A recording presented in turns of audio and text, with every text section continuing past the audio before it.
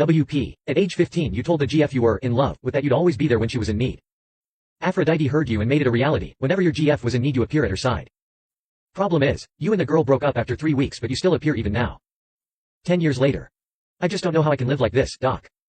Seeing her now just makes my skin crawl, Roger said, staring at the ceiling of his psychiatrist's office.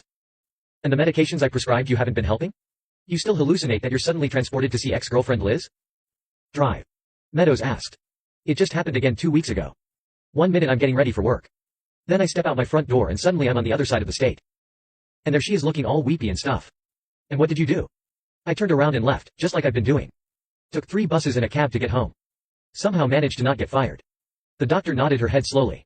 I have to be honest with you, Roger, your case is baffling to me.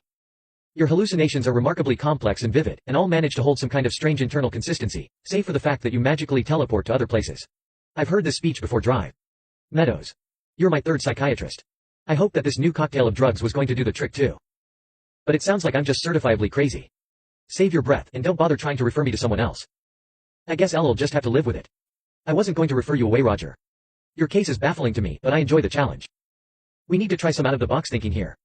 Avoiding your hallucinations doesn't seem to be working. When you get home from here, I want you to look up your old high school flame and call her the real one. Maybe some connection to the real version of her will help you move on from your subconscious obsession with her. Isn't that going to seem a bit, I dunno, stalker-ish? It might, she said, standing to show Roger out. But have you really got anything to lose? I guess not, he answered. He stepped out of her office, pulling the door shut behind him. As the door clicked shut, the hardwood floor of the office was instantly replaced with muddy grass. Heavy drops of rain pelted him from dark clouds hanging in the sky.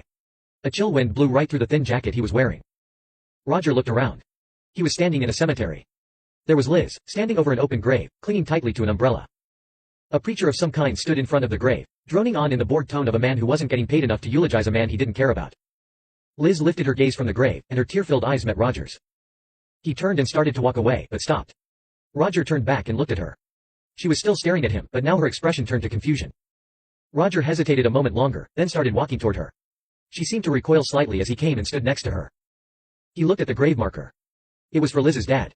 The two of them stood there wordlessly while the preacher finished his ceremony. Finally, he snapped his book closed, and nodded in the direction of the two of them. The preacher turned on heel, and left them standing by the open grave.